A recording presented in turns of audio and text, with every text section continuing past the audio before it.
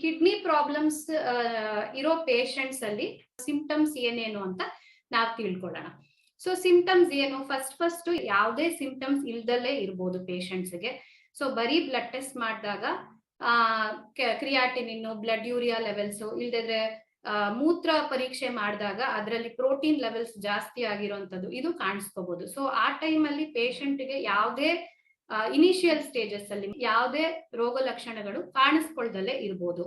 But ಆ damage ಜಾಸ್ತಿ ಆಗ್ತಾ ಹೋದಾಗ ಪೇಷಂಟ್ಸ್ ಅಲ್ಲಿ ಕೆಲವು ಸಿಂಪ್ಟಮ್ಸ್ ಕಾಣಿಸ್ಕೋಬಹುದು. ಸೊ ಯಾವ್ದ್ಯಾವ್ದ ಸಿಂಪ್ಟಮ್ಸ್ ಅಂತಂದ್ರೆ ಮಾಂಸಖಂಡಗಳಲ್ಲಿ ನೋವು ಬರೋ ಅಂತದ್ದು, ಆಮೇಲೆ ಪೇಷಂಟ್ಸ್ ಅಲ್ಲಿ ಅನೀಮಿಯಾ ಕಾಣಿಸ್ಕೊಳ್ಳೋ ಅಂತದ್ದು, ಆಮೇಲೆ ಕೆಲವು ಪೇಷಂಟ್ಸ್ ಹೇಳ್ತಾರೆ ಅವ್ರು ಮೂತ್ರ ಮಾಡ್ತಿರ್ಬೇಕಾದ್ರೆ ನೊರೆ ಬರೋ ಅಂತದ್ದು ಅಥವಾ ಬಿಳಿ ಪದರ ತರ ಬರೋ ಅಂತದ್ದು. ಸೊ ಈ ತರ ಎಲ್ಲ ಪೇಷಂಟ್ಸ್ ಹೇಳ್ಬೋದು.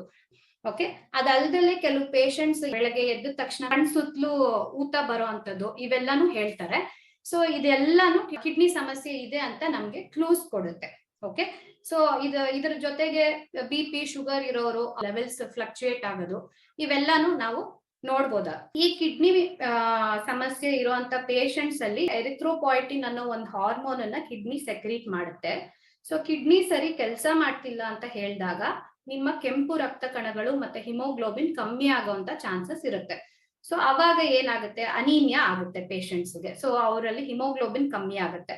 ಅದಲ್ದಲ್ಲೇ ವಿಟಮಿನ್ D ಮೆಟಬಾಲಿಸಮ್ ಅಫೆಕ್ಟ್ ಆಗುತ್ತೆ. ಅದರಿಂದ ನಿಮ್ಮ ಬೋನ್ ಸ್ಟ್ರೆಂತ್ ಕಮ್ಮಿ ಆಗುತ್ತೆ. ಓಕೆ, ಶುಗರ್ ಜಾಸ್ತಿ ಇರೋರಲ್ಲೇ ಕ್ರಾನಿಕ್ ಕಿಡ್ನಿ ಡಿಸೀಸ್ ಕಾಣಿಸ್ಕೊಳ್ಳುತ್ತೆ ಅಂತ ಹೇಳಿದಾಗ ಅವಾಗ ನರ ಡ್ಯಾಮೇಜ್ ಆಗುವಂಥದ್ದು, ಮತ್ತೆ ಮೈಯಲ್ಲೆಲ್ಲ ನೀರ್ ತುಂಬಿಕೊಳ್ಳೋ ಅಂತದ್ದು. ಎಫೆಕ್ಟಿವ್ ಆಗಿ ನೀರು ಕಿಡ್ನಿಯಿಂದ ಹೊರಗಡೆ ಹೋಗಕ್ ಆಗೋದಿಲ್ಲ.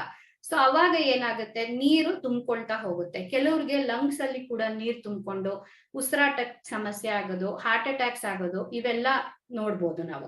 ಸೊ ಏನೇನ್ ಟೆಸ್ಟ್, ಹೇಗೆ ನಾವು ಕಿಡ್ನಿ ಪ್ರಾಬ್ಲಮ್ ಇದೆ ಅಂತ ನಾವು ಡಯಾಗ್ನೋಸ್ ಮಾಡೋದು ಪೇಷಂಟ್ಸ್ ಅಲ್ಲಿ? ಫಸ್ಟ್ ಆಫ್ ಆಲ್ ತುಂಬಾ ಸಿಂಪಲ್, ಯೂರಿನ್ ಮೈಕ್ರೋಸ್ಕೋಪಿ ಅಂತ ಹೇಳ್ತೀವಿ ನಾವು. GFR ಅಂತ ನಾನು ಹೇಳಿದೆ, ಫಿಲ್ಟರಿಂಗ್ ಕೆಪಾಸಿಟಿ ನೋಡ್ತೀವಿ, ಎಲೆಕ್ಟ್ರೋಲೈಟ್ಸ್, ಸೋಡಿಯಂ, ಪೊಟ್ಯಾಷಿಯಂ, ಕ್ಯಾಲ್ಸಿಯಂ ಅಂತ ಹೇಳ್ತೀವಿ. ಇದೆಲ್ಲ ಟೆಸ್ಟ್ ಮಾಡಿ ನೋಡ್ಬೇಕಾಗತ್ತೆ. ಕಿಡ್ನಿಗಳ ಸಂರಕ್ಷಣೆ ಹೇಗೆ ಮಾಡ್ಕೋಬೇಕು ಅನ್ನೋದನ್ನ ಹೇಳ್ತೀನಿ. So first of all urine test ತುಂಬಾನೇ ಇಂಪಾರ್ಟೆಂಟ್. ಅದ್ರ ಜೊತೆಗೆ ಪ್ರಾಪರ್ ಡಯಟ್, ಸರಿಯಾದ ತರಕಾರಿ ತಿನ್ಬೇಕು, ಸರಿಯಾಗಿ ಫ್ರೂಟ್ಸ್ ತಿನ್ಬೇಕು, ಸೊಪ್ಪು ತಿನ್ಬೇಕು. ಸೊ ಇದೆಲ್ಲಾನು ಯಾವ್ಯಾವ ಪ್ರಮಾಣದಲ್ಲಿ ತಿನ್ಬೇಕು ಅಂತ ನಿಮ್ ಡಾಕ್ಟರ್ ನಿಮ್ಗೆ ಹೇಳ್ತಾರೆ. ಸೊ ಅದನ್ನ ನೀವು ಫಾಲೋ ಮಾಡ್ಬೇಕು. ಕುಡಿಯೋ ಅಭ್ಯಾಸ, ಸಿಗರೇಟ್ ಸೇದೋದು ಇವೆಲ್ಲ ಏನಾದ್ರೂ ಅಭ್ಯಾಸ ಇತ್ತು ಅಂತಂದ್ರೆ ಅದನ್ನ ನೀವು ದಯವಿಟ್ಟು ಸ್ಟಾಪ್ ಮಾಡ್ಬೇಕಾಗತ್ತೆ. ಕೊಲೆಸ್ಟ್ರಾಲ್ ಲೆವೆಲ್ಸ್ ತುಂಬಾ ಇಂಪಾರ್ಟೆಂಟ್. ಅಕಸ್ಮಾತ್ ಏನಾದ್ರೂ ನಿಮ್ಮಲ್ಲಿ ಕೊಬ್ಬಿನಂಶ ಜಾಸ್ತಿ ಇದೆ ಅಂತಂದ್ರೆ ಅದನ್ನ ಕೂಡ ನೀವು ಕಂಟ್ರೋಲ್ ಅಲ್ಲಿ ಇಟ್ಕೋಬೇಕಾಗುತ್ತೆ. ನಿಮ್ಮ ಡಾಕ್ಟರ್ನ ಕನ್ಸಲ್ಟ್ ಮಾಡಿ ಮುಂದೆ ಏನಾದ್ರೂ ECG ಅದೇನಾದ್ರೂ ಮಾಡ್ಬೇಕಂತ ನೋಡ್ಬಿಟ್ಟು ಕೊಲೆಸ್ಟ್ರಾಲ್ ಲೆವೆಲ್ಸ್ ಅದೆಲ್ಲ ಕಂಟ್ರೋಲ್ ನಲ್ಲಿ ಇಟ್ಕೋಬೇಕಾಗುತ್ತೆ.